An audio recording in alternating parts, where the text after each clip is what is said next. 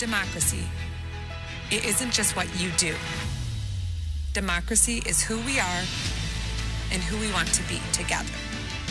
Throughout history, Unitarian Universalists have shown up embodying the promise of democracy, justice, freedom, and care, with a moral mandate to build a world where all of us thrive.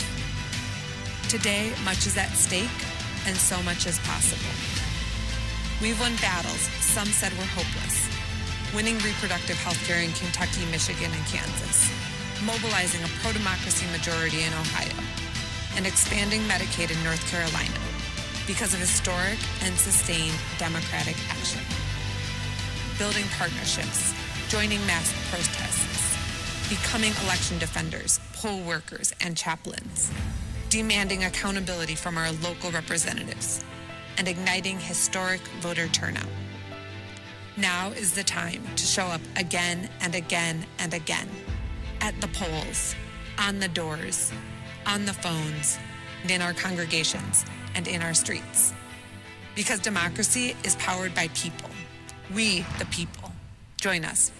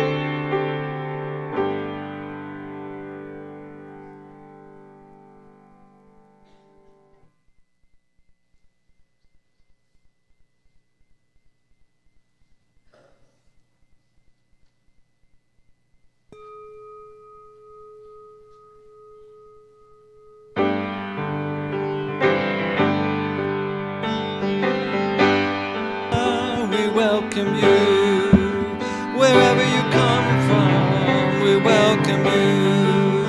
Whomever you love, we welcome you. Whomever you love, we welcome you.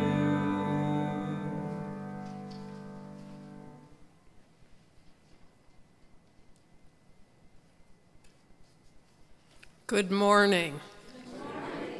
Welcome to First Unitarian Church of Toledo, this 22nd day of September, 2024. I am Karen Christie, today's service associate.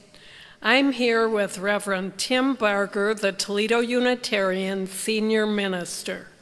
Jeffrey Maxey is our music director and today's musician.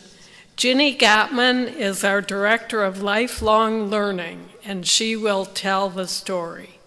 And today's tech crew is led by our producer-director, Walter McGee, with Andy Gottman controlling the cameras and David Strickler at the soundboard, and Julia McGee, acting president of our Board of Trustees, is taking on kind of a general assignment for our tech support.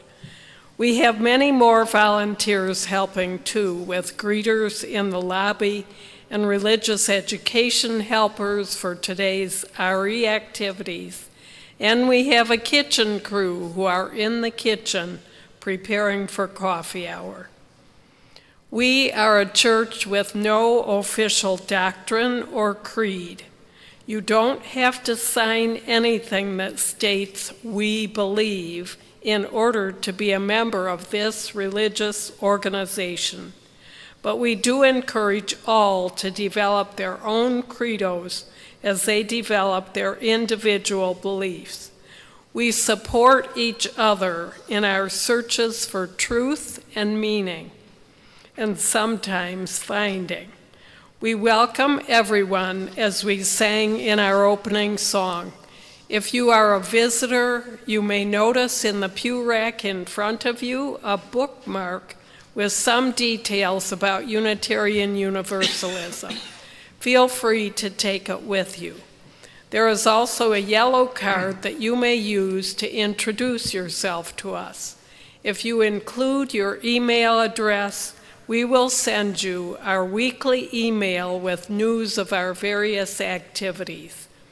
And as you meet people today, feel free to introduce yourself and ask any questions that you may have. We also welcome those of you who are joining us virtually on our Toledo Unitarians YouTube channel, whether live this morning or later when you tune in. Also, I'll say that today has a particular theme: committees, groups, and teams, which it is hoped will encourage people in the congregation to volunteer for different circles that guide and support our organization, that contribute to our work in the world, and that keep the doors open, the lights on, and people safe here at First Unitarian. There's going to be a committee fair, which I'll say more about near the end of the service. But I know that during this Sunday service, both the story from our Director of Lifelong Learning and our centering music, composed by our music director and performed by him and our choir, are special presentations written for this Sunday of committee, group, and team recruitment, so please pay attention. Again, welcome, and I hope this time serves your spirit. Hi, I'm Reverend Tim, and let me add to Karen's welcome to you here in this room in the sanctuary, to you who are tuned in other parts of our building, and to you who are at home or wherever you are watching on our YouTube channel. The flame of the chalice that we light in our services symbolizes courage and illumination and honors our search for truth and meaning. With the start of our church new year, we've brought new words for chalice lighting and extinguishing, and this is by Eric Hepburn. As Karen lights our chalice, let's read this responsively. The words will be on the screen and are in your order of service. We light this flame to remind us love is the center. As we grow and connect, mature and deepen, love remains the center. When the light of truth burns all else away, love remains.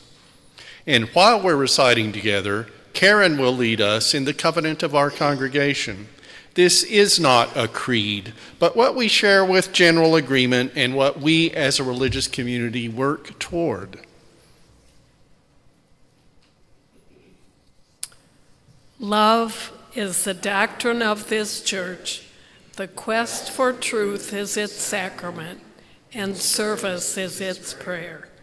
This is our great covenant, to dwell together in peace, to seek the truth in love, and to help one another.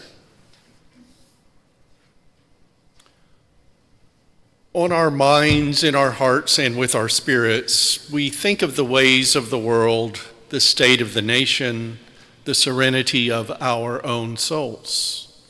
There are people in our circles who, with their family and friends, have challenges of life and death, health and illness, home and travel, financial security, and monetary stress.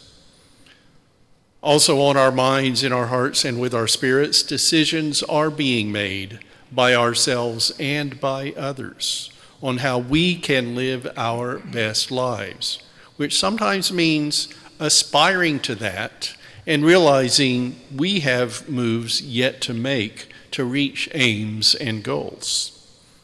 And individual and family ways go on, with new lives born and many other joys and celebrations. May we be compassionate to all, as we don't know what other people are going through. So treat one another well, giving dignity and compassion. And may we be glad for their celebrations and ours. We have on our minds, in our hearts, and with our spirits the fact that there is disaster by nature and disaster caused by humans.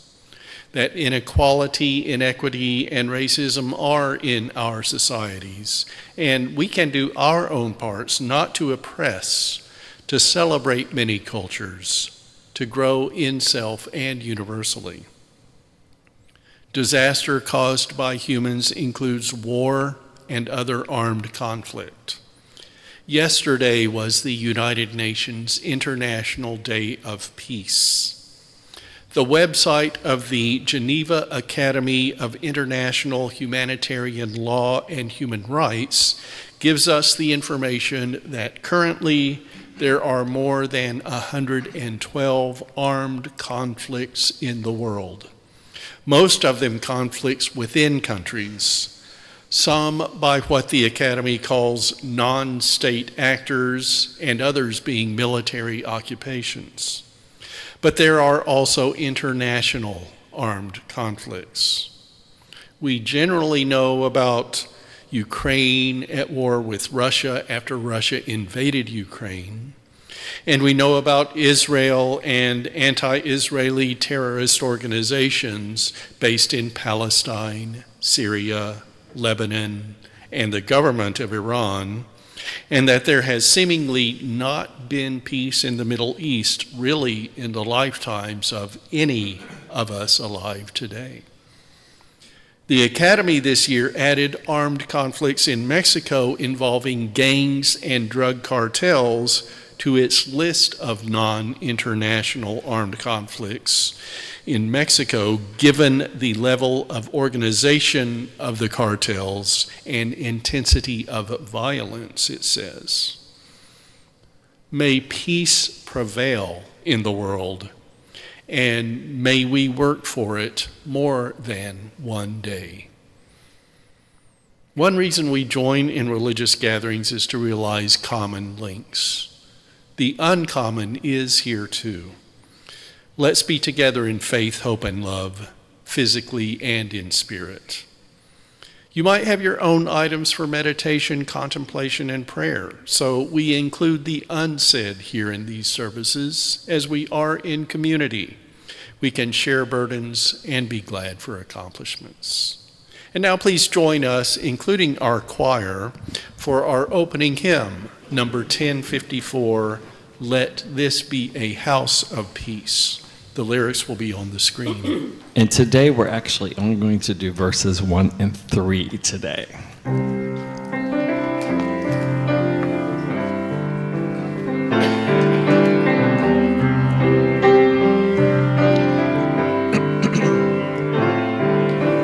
Let this be a house of peace, of nature and humanity, of sorrow and elation. Let this be a house, a haven for the healing, an open room for question and our inspiration. Let this be a house of peace. Let this be a house of peace. Let all in this house seek truth, where scientists and mystics abide in reverence here. Let this be a house of our creation,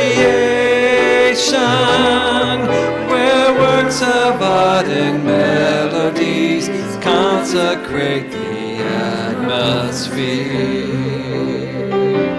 Let this be a house, let this be a house of peace. Let this be a house, let this be a house of peace.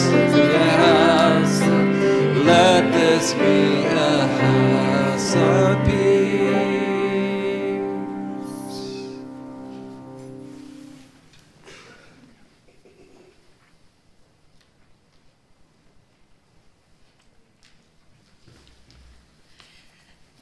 Good morning. Welcome to church. Church, as you may have realized, has two dimensions to it. It's sort of a yin and a yang. In the sanctuary, we have what I like to call light church. We have serious, solemn sermons, and we sing deep, meaningful hymns, and we think deep, meaningful thoughts. In the classroom, we have fun church. Fun church is where we have deep, meaningful conversations, have serious, solemn laughter. We sing classic games. The sanctuary is the light side. The classrooms are the dark side. I am here to cordially invite you to the dark side of church. We have cookies. Excuse me. In years past, it was the practice for parents to comprise the entirety of RE volunteers. Just a little note, the cookies are coming through. We have regular sugar cookies, chocolate chip cookies, gluten-free cookies, sugar-free cookies, Hershey's Kisses, Lifesavers. Take whatever you would like. So, back before the pandemic, parents were mostly the RE teachers in the classrooms. I operated in that system for a while. I was a teacher, and it was great while it lasted. Now, parent volunteerism is down, way down. I've been talking with other UU religious educators about why, and what I have learned is that people are struggling. Parents are struggling. Even before the pandemic, it was true, parents are stretched very thin. Families have a hard time making church their routine, and it is doubly true now. Caregivers are raising young kids who are struggling as a result of the pandemic. They are struggling emotionally, some academically, some mentally. A lot of kids right now need extra help from their families to regain the development that was lost during 3 years of lockdowns and upheaval. In addition to that, the parents themselves are still digging themselves out of job-related effects of the pandemic. For a host of reasons, families received almost no support during the entire 3 years of the pandemic. And they, and particularly the moms, are trying to regain the professional ground they lost during the pandemic when they had to shortchange their job responsibilities to tend to their family responsibilities. I had a middle schooler when the pandemic began, an early high schooler, and I struggled. It was hard, but it was nowhere near the struggle that parents of young kids had. I had a friend who was a kindergarten teacher.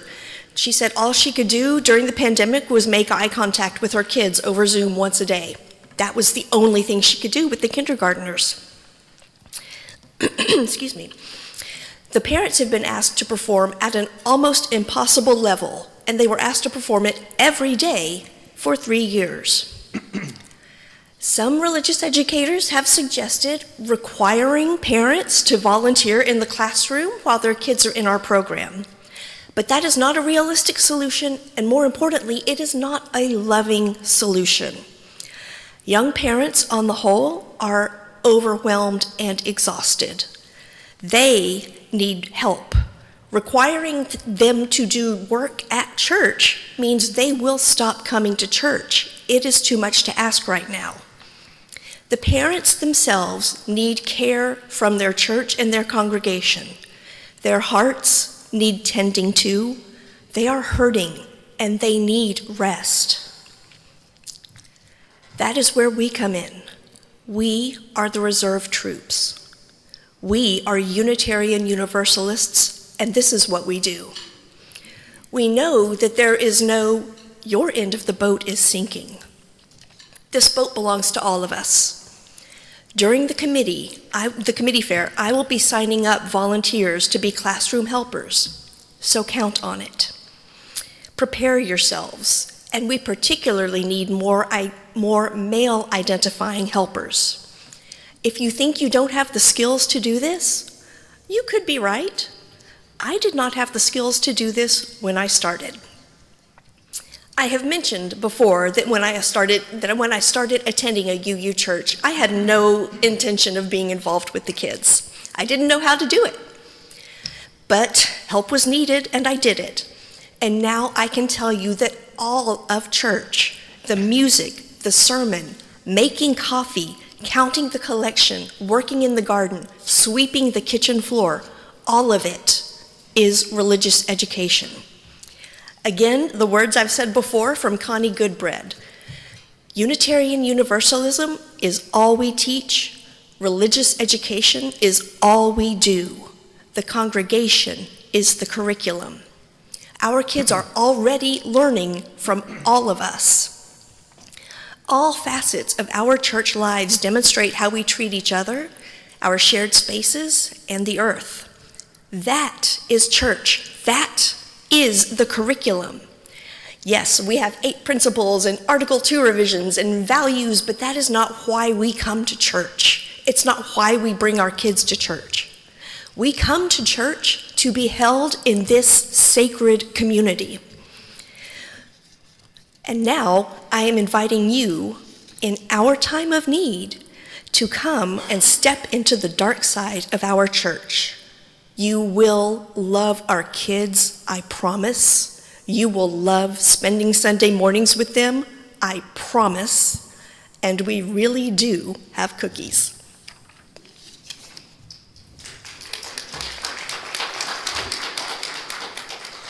Now that as you enjoy your bribe, we have a song for you that shows how much fun we have.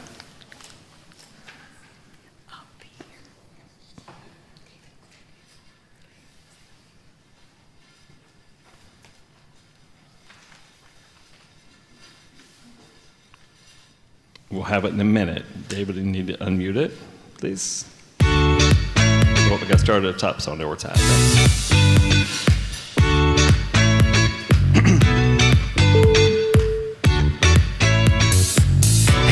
Yeah, friend, have you heard the news? There's a place where you can sing and choose. Join the choir as our dreams take flight. We only sing on Sundays and Thursday nights. Yeah. Every week we come alive. With every song our spirits thrive. Learning tunes and feeling the beat. Our voices blend so sweet, so neat. Say, join the choir, let your heart take flight. Singing loud and feeling right. Find your rhythm, try something new. The choir is calling, and it's calling you. Oh, yes. Feel the joy in every chord, every harmony, every word. On Thursdays we rehearse with pride. On Sundays we sing with arms open wide. Say, join the choir, let your heart take flight. Singing loud and feeling right. Find your rhythm, try something new. The choir is calling, and it's calling you. It's calling you. So join the choir, say, join the choir, let your heart take flight. Singing loud and feeling right. Find your rhythm, find something new. The choir is calling, and it's calling you. It's calling you. It's calling you. It's calling you. Yes.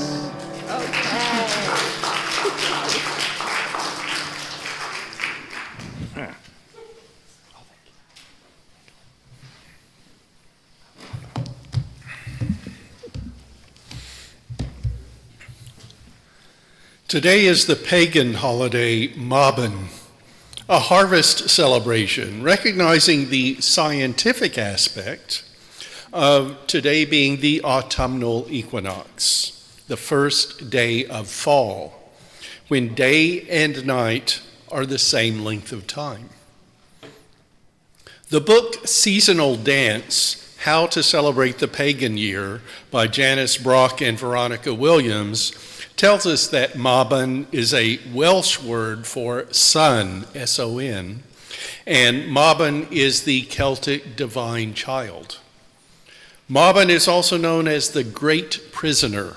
As pagan lore says, he was stolen as a child and held captive, and the mythical King Arthur later freed him. Mabon is connected with prophecy, music, harmony, and freedom. The book Wicca, A Guide for the Solitary Practitioner by Scott Cunningham, tells us that at Mabon, the god prepares to leave his physical body and begin the great venture toward the unseen, toward renewal and rebirth of the goddess. Nature declines, draws back its bounty, readying for winter and its time of rest. The goddess nods in the weakening sun, though fire burns within her womb. She feels the presence of the god even as he wanes. At Mabon, Cunningham wrote, Wiccans celebrate the second harvest. Nature is preparing for winter. Mabon is a vestige of ancient harvest festivals that, in some form or another, were once nearly universal among peoples of the earth. For our words of meditation, contemplation, and prayer today, I bring this from a Mabon ritual in Scott Cunningham's book on Wicca. Leaves fall, the days grow cold.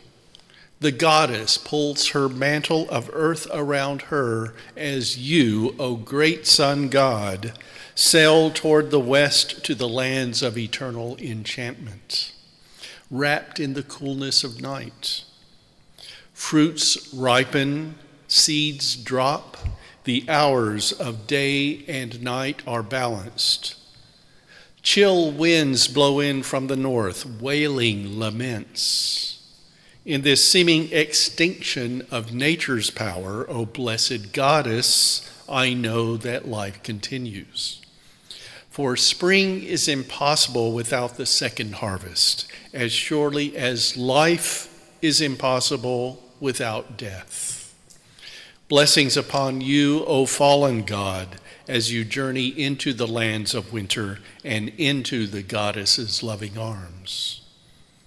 O gracious goddess of all fertility, I have sown and reaped the fruits of my actions, good and bane. Grant me the courage to plant seeds of joy and love in the coming year, banishing misery and hate. Teach me the secrets of wise existence upon this planet, O luminous one of the night. Then Cunningham wrote, works of magic, if necessary, may follow. In meditation, contemplation, and prayer, let us observe 1 minute of silence and perhaps consider that there are works of magic, necessary ones, I'd say, all around us. We will conclude this time for sacred turning inward by singing Spirit of Life in both English and honoring this Hispanic Heritage Month in Spanish. 1 minute of silence.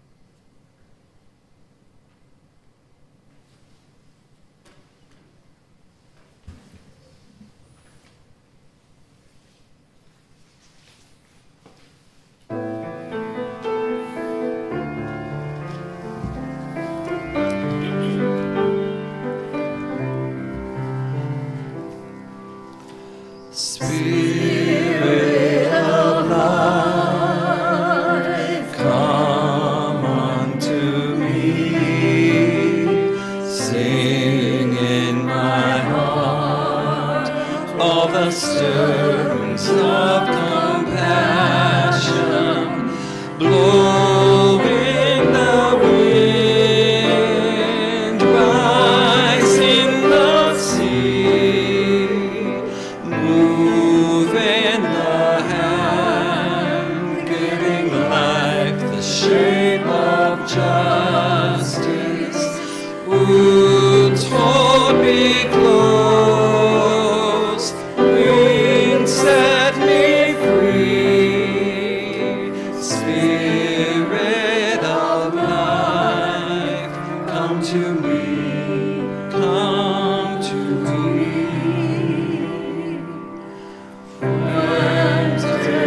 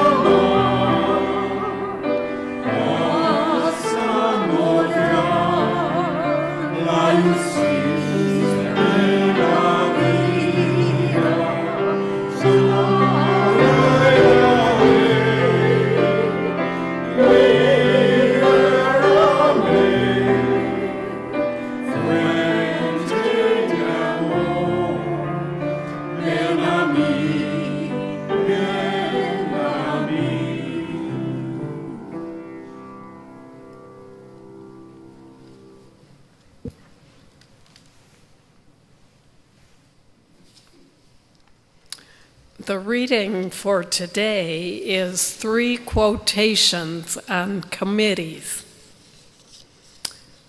The first one is by Milton Berle. A committee is a group that keeps minutes and loses hours. The second by Fred Allen. A committee is a group of people who individually can do nothing, but who as a group can meet and decide that nothing can be done. And the third is by Edward Shepard Mead. Not even computers will replace committees because committees buy computers.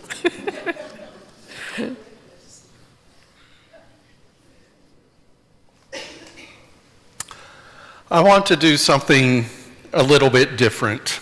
Sit on the floor level with you rather than speaking from an elevated platform. A bit closer to our sitting together while we take up the work of the church. It's not the minister imposing a structure from the pulpit, but my being part of the people of the church who work together to have this organization do well. This stool is a little bit higher than a pew seat because it helps for some sitting further back and our TV cameras to see me speak.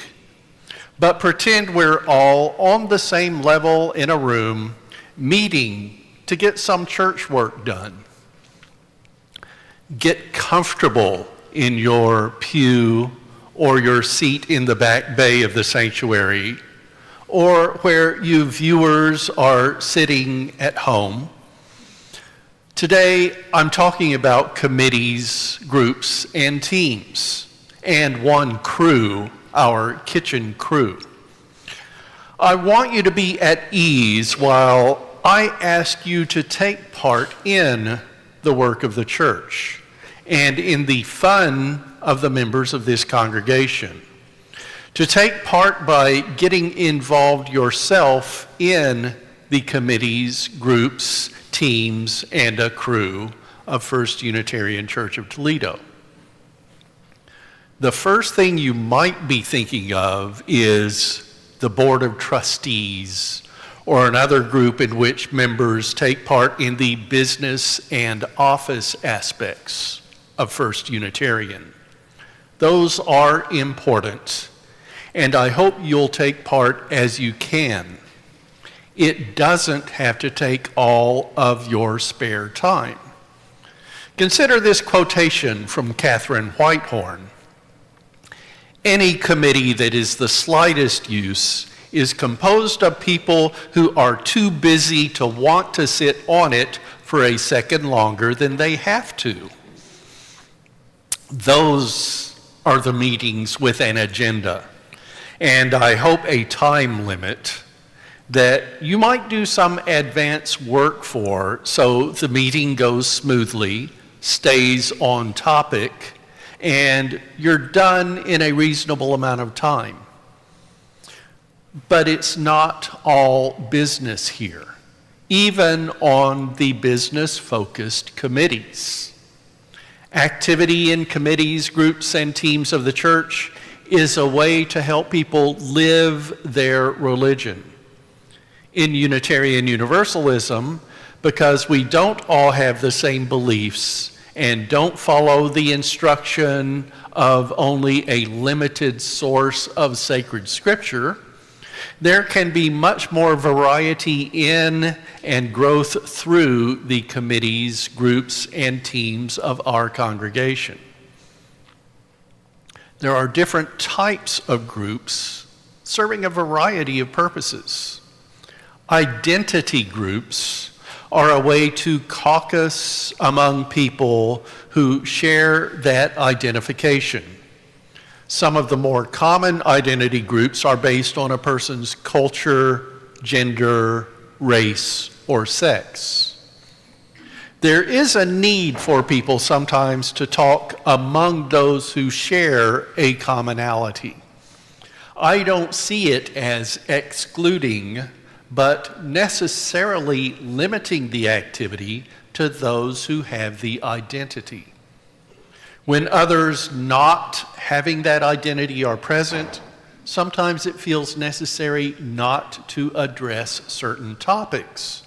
And to have those topics be under consideration within the covenantal structure of a Unitarian Universalist congregation is important.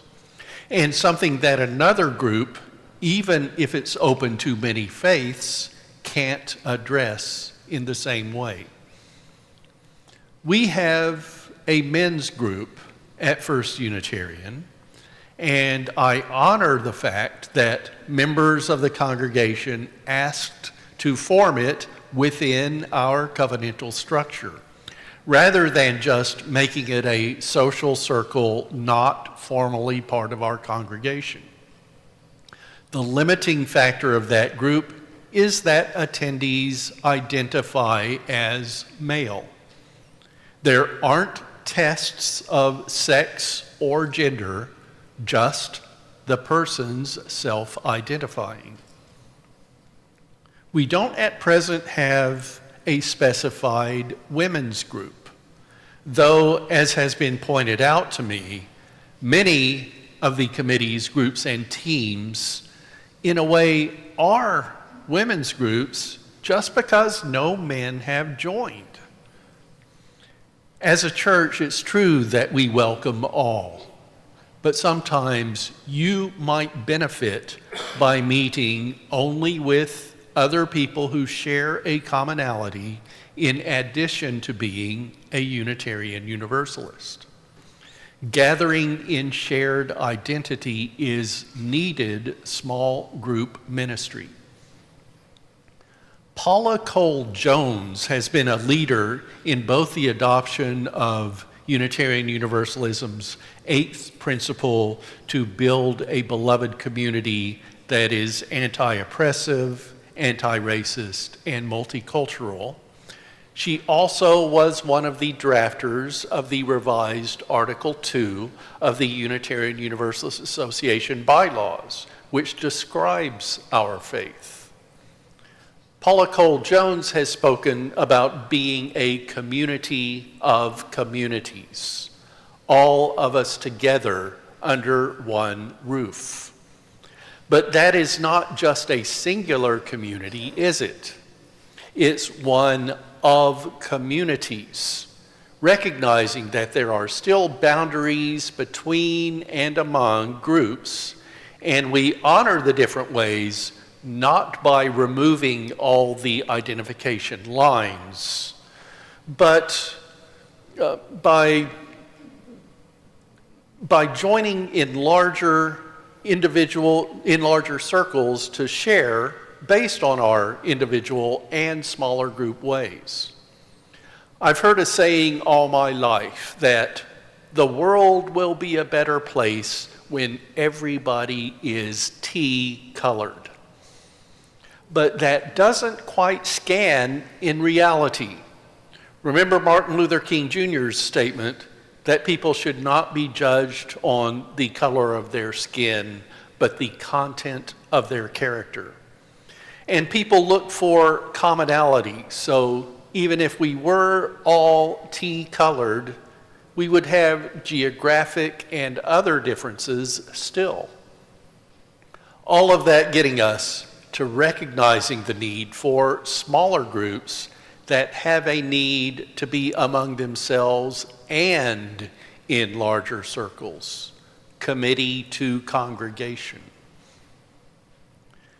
There are also national groups within Unitarian Universalism that are limited to particular identities.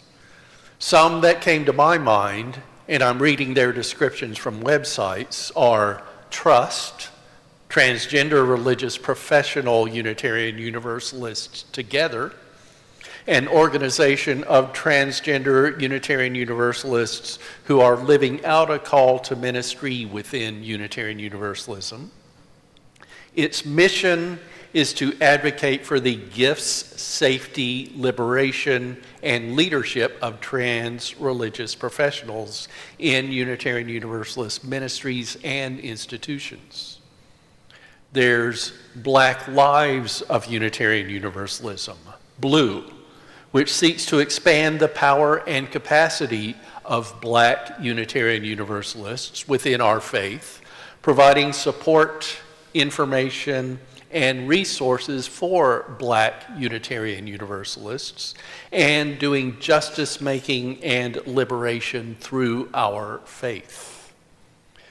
Diverse and Revolutionary Unitarian Universalist Multicultural Ministries, DRUM, has as its members Black, Indigenous, and people of color who affirm DRUM's Unitarian Universalist mission and values.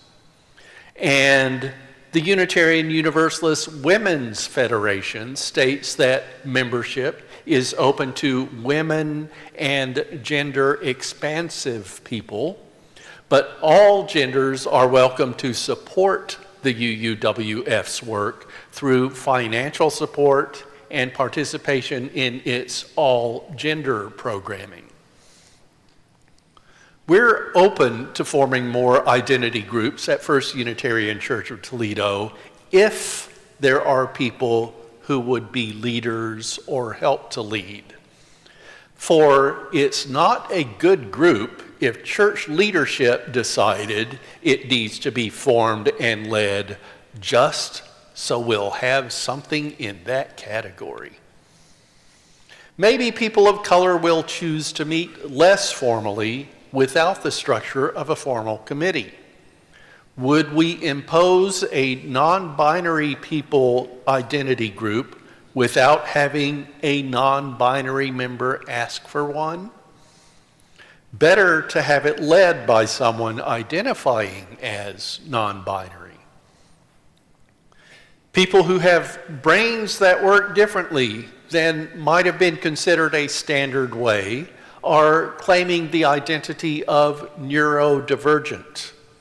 We could have a neurodivergence identity group if someone wants to form it. I have wondered sometimes why, as a welcoming congregation and a church that is active in Toledo Pride, we don't have an LGBTQIA plus identity group. In one aspect, we're so welcoming that there's no need to isolate. But in another aspect, there are people still discovering their sexuality, and an LGBTQIA plus identity group might help them to be more comfortable in their developing identification. And there are ways for our identity groups to be in conversation with and aware to the congregation in general, with selected open activities, educational programs, and other inclusive programming in addition to their private meetings within the identity groups. There are other types of support people might have besides an identity related to culture, gender, race, or sex. It might be related to health care, such as a present and former cancer patients support group, or a support group just for caregivers to talk without their significant others present who are patients. Or people joining together to talk about living within their means, maybe retirees or people unable to work, forming a living on a fixed income support group. Churches are good locations for support groups for couples and for widowed spouses. The other members will at least have a liberal religious faith identity in common. Some people gather to advocate on issues from their Unitarian Universalist perspective. The white allies of people of color might join together as they work for anti-oppression anti-racism, and multiculturalism, especially with our congregations passing the eighth principle to help build a beloved community. While there are other organizations concerned with great issues such as abortion rights, gun violence, our country's international policies, and public safety and policing, there is sometimes a desire to address those using a Unitarian Universalist approach. So we might sometimes have issue groups of Toledo Unitarians doing much of the same work as wider issue groups, but both have a place in the debate. Long ago, I was a member of an organization that had an extensive list of what they called SIGs, standing for Special Interest Groups. We have some special interest groups in our congregation and are always open for suggestions for others when there are people who are willing to help organize. Blanket makers and knitters and gardeners would fit in this category, and most of those groups do the work now while being unofficial, as in not identifying their group to the general congregation by contributing an entry to our annual report. I would like it if they did formalize the connection, as the annual report is valuable for those looking for activities to know whom to contact and what the group does. There's a book club too, and a film club. We could have a TV watchers club using our big screen TV in Fellowship Hall. And let's get to the social groups. Not addressing their belonging in ways of identity groups, but coming together because church is a place to meet friends and share some things in common. A church I joined before coming to Toledo had several categories for social groups by age. A 20s and 30s group called T&T, 40s and 50s, but I don't think they used F and F. 60s and 70s, which could use the S's, and I said they should also have 80s and onward. For those groups, it wasn't ironclad that members age out on a birthday. They could take their time to age up to the next group. We could also have social groups for physical or other social or other activity. Walkers for metro parks or area cemeteries, contra dancers, or as we had closed-ended classes recently but could have ongoing groups, Tai Chi and chair yoga. As my talk is at sermon time, groups of spiritual approach or practice are also possible. Our Tuesday meditators group didn't really revive after the COVID shutdown, and our meditation space in the Sagan room doesn't get much use. We've had pagans that had difficulty in their group formation. There could be groups for Unitarian Universalist Christians or humanists, but what they all need are organizers. And by the way, I thank David Strickler, our commissioned lay minister, for some of the group categories and suggestions. He is the organizer of this church's men's group and heads the Endowment Investment Committee. And he now has a new duty. The person for you to contact if you're interested in forming a group at First Unitarian. Do you know that 2 people here today are members of every committee of the church? It's not because they love committee meetings more than anything else in the world, but because of their positions, their offices in the church. One of those people, you might guess, is me. The bylaws state, the minister shall be an ex officio, non-voting member of the board and of all committees except a ministerial search committee formed to find a successor following the announcement of the minister's retirement or departure. We don't have, and I hope for a long time won't need, a ministerial search committee. The other person who has every committee in their portfolio is Julia McGee, the acting president of the board. Again, that's a bylaws thing. The president shall be ex officio member of all committees without the right to vote. Neither of us attends every meeting of every committee, but we would appreciate knowing when your committee, group, or team will meet, and if there's a meeting that for some reason you might like to have either or both of us in attendance. We wouldn't necessarily be there just to watch. As ex officio members, we don't have a vote, but do have a voice. So we can participate in discussions and offer advice and perspectives.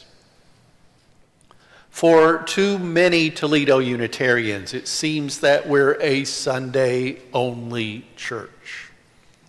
Please make this a place for you to be during the week for work in committees, groups, and teams. Make First Unitarian more a part of your life overall. Our church building is underused. We have Fellowship Hall, the Alcott Room, the June 4th, 1989 room, the Chopik Room, and the Sagan Room, all as spaces that committees, groups, and teams can use for meetings. There's also a lot of yard space and plenty of parking. If you want to drive here at night, set up telescopes in our back 40 and make a stargazers club. We also have a Zoom account that doesn't get much use. We have the ability to have 2 meetings simultaneously, but most of the time there's not even one sign-on. So you might meet remotely using our church account. In 2 more months, it will be 3 years since we reopened after a shutdown lasting 1 2/3 years, when the nation got a handle on how to address the continuing presence of the COVID-19 coronavirus. COVID is still with us and having another resurgence. So please be up to date with your vaccinations. But with our now individual protective measures, please help our church to get back on track as a place with activity throughout the week. Join or form a committee, group, or team and use the space we have waiting for people. Do you remember that at the beginning of this talk, I asked you to get comfortable? I wonder if it helped to get you to consider joining a committee, group, or team, or more. I'm wondering if I should share the quotation that inspired me to ask you to be at ease. Why not? It's by Kenneth Shively. Committee work is like a soft chair, easy to get into, but hard to get out of. The hope is that you won't want to get out of this added way of being involved as a Toledo Unitarian. Go to the committee fair at coffee hour today. See what committees, groups, and teams and one crew we have. And if there's one you'd like to join, but it's not active here, suggest that a new group be formed. In our common and collected work for the common good, so be it.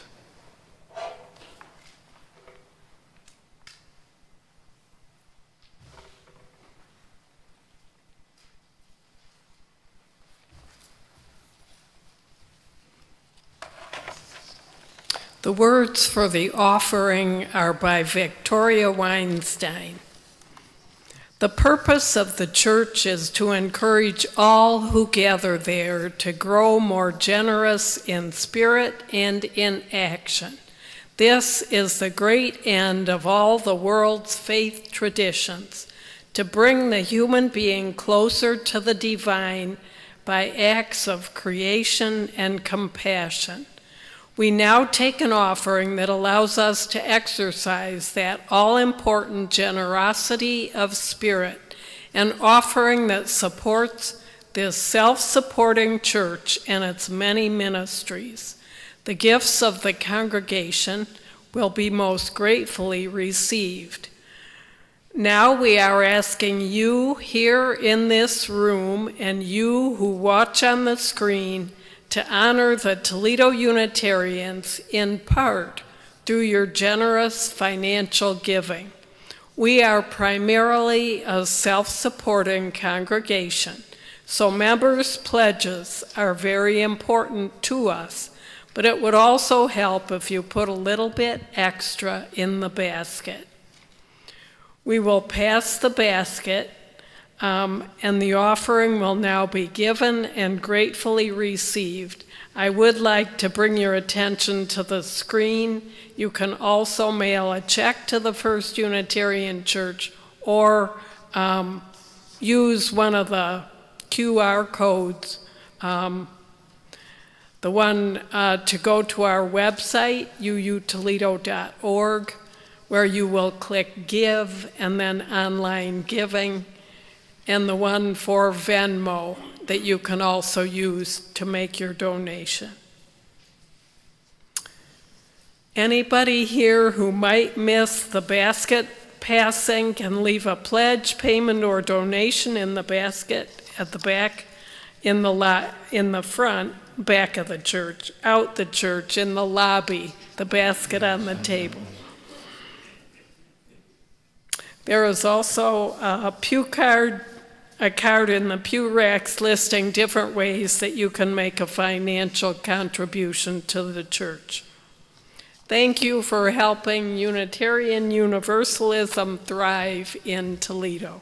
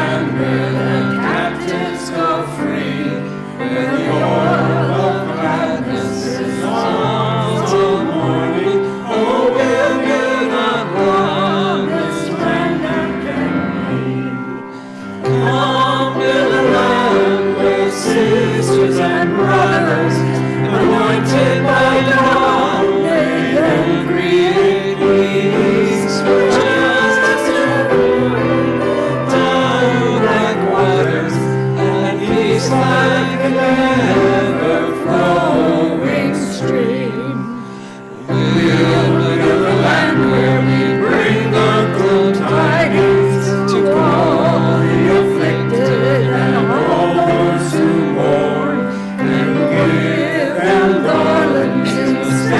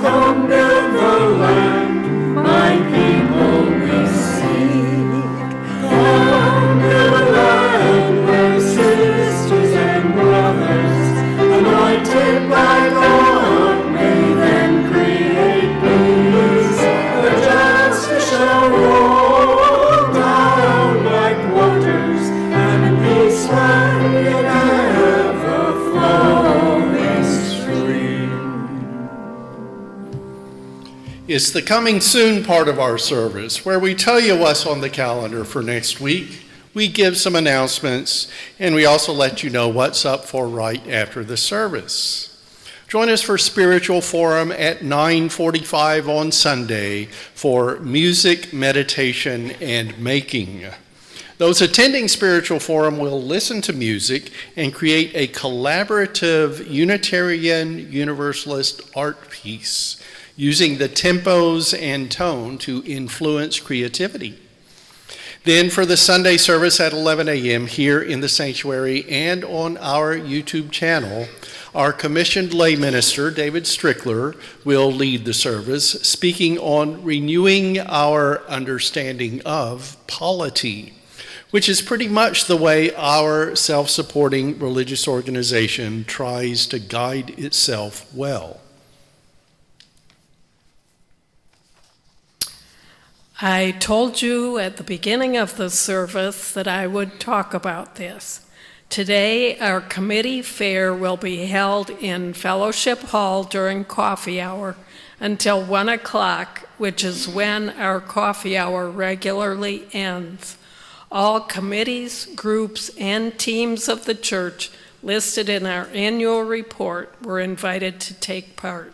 You who aren't attending at a table for your group, please circulate and see the different ways you can take part in the ongoing activities of First Unitarian. And you who are at a table, see if you can find a bit of time to explore what other committees, groups, and teams are offering. Please remember that First Unitarian is here primarily because of the active work, efforts, and financial support of its members. Our staff of 5 people can do what they can, but it's the members who keep this church going. The way for us to be an active organization is for our committees to be taking in people new to First Unitarian and getting them involved in the work of the congregation, and for our existing members to continue being active. Signing the membership book is an early step, not the final one. Plus, our longtime volunteers might want to join another committee or try something new. Please attend the committee fair and consider how you can help First Unitarian with your ongoing volunteering. There is also an event outside the congregation coming up in a week and a half on October 8th at 7 p.m. that we want to tell you about. New York Times columnist David Brooks will be giving a talk about his newest book, How to Know a Person, the Art of Seeing Others Deeply and Being Deeply Seen. We'll answer questions and we'll have a book signing, and I think copies of the book for sale there, and a reception at the Franciscan Life Center at Lourdes University in Sylvania. We're giving the announcement because thanks to a donation from our Teal Committee, we're a community partner of Neighbor to Neighbor, the group bringing him here, which is based at St. Michael's in the Hills Episcopal Church. Our church has received some criticism for being part of this group, bringing a political conservative to Toledo. But David Brooks is a journalist and a person of many facets, and though we might strongly oppose some of his positions, we learn from the other insights he presents. General admission tickets are $25, and some subsidized tickets are available at no charge. You can go to neighbortoneighbortoledo.com for more information and a link to the tickets page. And the final coming soon entry is for me to invite you to repeat the invitation for you to join us in Fellowship Hall after today's service for coffee, conversation, social time, and our committee fair. And next Sunday is Potluck Sunday. And then at 12:30 next Sunday, there will be a brainstorming membership brainstorming session while we eat and enjoy the potluck. So that's next Sunday. Our words to send the flame into the world are a companion to the chalice lighting words, written by Eric Hepburn. Let's say them responsively. We extinguish this flame to remind us love is the center. As we explore and rest, engage and heal, love remains the center. When all we can see is cold ashes, love remains. Go in peace, holding, knowing, and centering love in your lives and sharing love in your actions. We close with 168, one more step.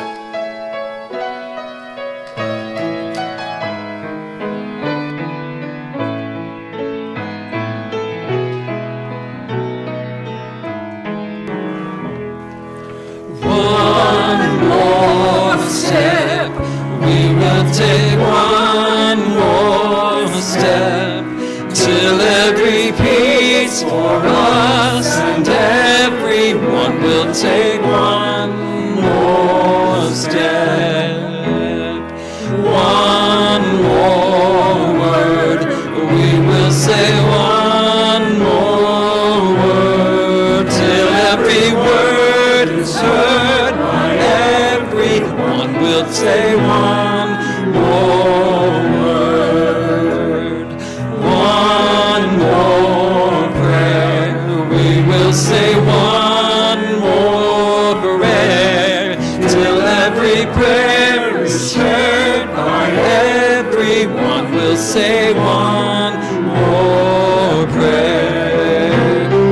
One more song, we will say one more song, till every song is sung by everyone will sing one more song.